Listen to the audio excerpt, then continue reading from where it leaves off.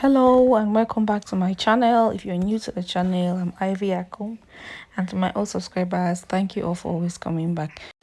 So in this video, I'm going to be showing you how to do makeup on acne prone skin and also how to cover dark spots and hyperpigmentation. So if you're interested in this, keep watching.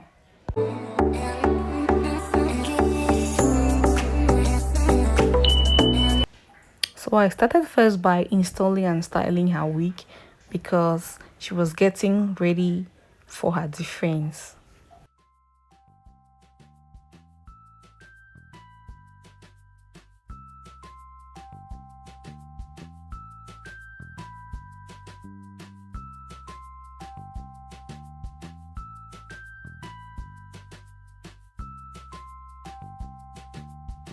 So the first and very important thing to do is to clean the face properly using micellar water, and that's what I'm just doing now. I'm cleaning her face using this micellar water.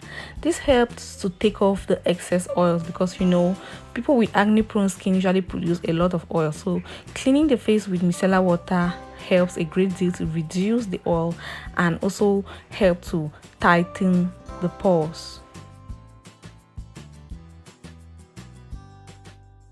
After cleaning the face, the next thing I do is I use some rose water. I just spray that all over her face to help tone and tighten the pores. Next, I apply my moisturizer, which is very, very important.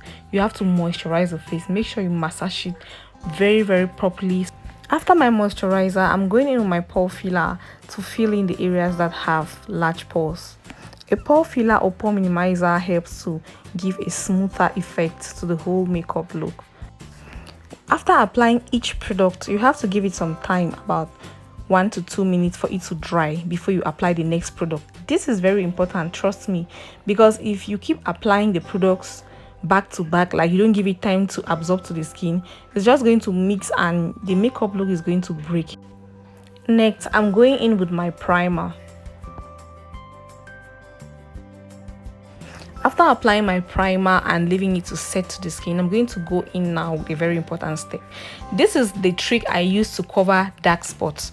Now, I usually use a concealer that is 1 or 2 shades darker than the skin tone of the person to conceal those spots. Like I'm applying the concealer, the dark concealer, on top of all the black spots to cover it. And then after applying that, using a small brush, I'm going to use a beauty blender to just smoothen it out and blend it out to avoid any harsh lines. And then after that, I'm going to apply my foundation. Now you can see that now I'm applying my foundation all over the face. I'm first of all applying a little coat, and then I'm applying a setting spray. This setting spray I'm using is almost like a sweat block as well, so it passes for the function of a setting spray and a sweat block.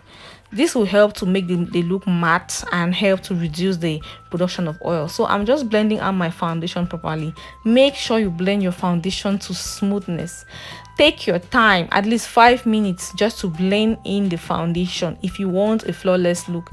Now I'm applying my concealer on the higher areas of the face to give it more definition, and then I'm going to go ahead and blend that out using my beauty blender. And then after blending it, and I'm going to use my setting powder to just set it. I'm not baking, I'm applying a little bit of setting powder to just set the concealer. And then after contouring and doing every other thing, that's when I'm going to now bake. After setting the highlighted areas, I'm going now to use a powder shade that is exactly her skin tone to just set all the other parts of her face. Take note, I'm not using too much product. Less is more. When you use a lot of products, that will cause your makeup to break in the long run. I'm now contouring her nose, and then I'm going to contour her cheekbones to just give more and more definition to the face. Can you see that?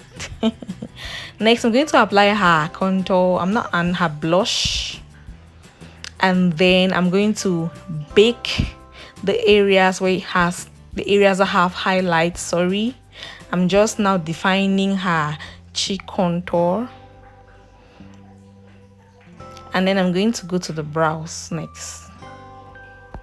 for the brows, always use a brow gel or brow tamer to tame down the brows. And then don't forget applying a little bit of setting powder on top of the brows before actually drawing out your brows.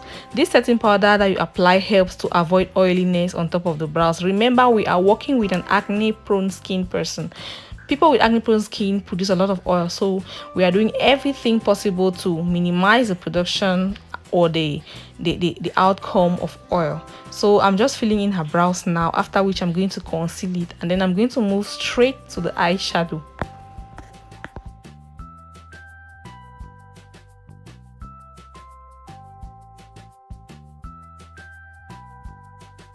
Don't forget to apply an eyeshadow primer on the eyelids if you want your eyeshadow to pop. That's just the secret.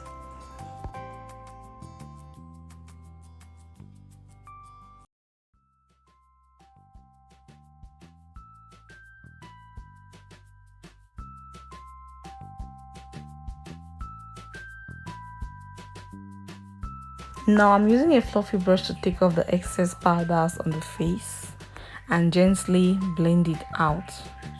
And after which I'm going to use my setting spray to set everything into place.